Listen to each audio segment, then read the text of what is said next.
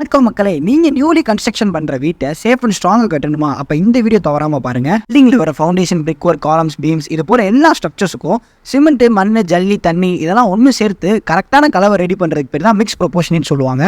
இந்த இமேஜில் தெரியிற மாதிரி மிக்ஸ் ப்ரொபோர்ஷனேட்ஸ்லாம் வந்து ஒரு மிக்சட் ரேஷியோ ஃபார்மெட்டில் கொடுத்துருப்பாங்க. இந்த ரேஷியோ ஃபார்மெட்டில் ஃபர்ஸ்ட் நம்பர் வந்து சிமெண்ட்டை குறிக்கும், செகண்ட் நம்பர் வந்து மண்ணை குறிக்கும், தேர்ட் நம்பர் வந்து ஜல்லியை குறிக்கும். இப்போ ஃபார் எக்ஸாம்பிள் 1:2:3 கொடுத்துருக்காங்கன்னா ஒரு தட்டு சிமெண்ட்டுக்கு 2 தட்டு மண், 3 தட்டு ஜல்லி இந்த மாதிரி புரிஞ்சுக்கணுங்க.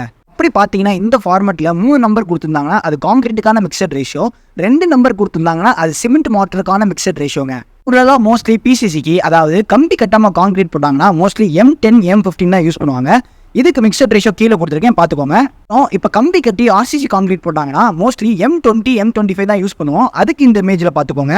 இப்போ சிமெண்ட் மோட்டார் மிக்ஸ்லாம் பார்த்தீங்கன்னா நம்ம செங்கல் செவர்லாம் எழுப்புறப்ப 1:4 1:5 ரேஷியோ யூஸ் பண்ணுவோம். பிளாஸ்டரிங் எப்படி யூஸ் பண்ணுவோம்னா உள்பூச்சிக்கு 1:4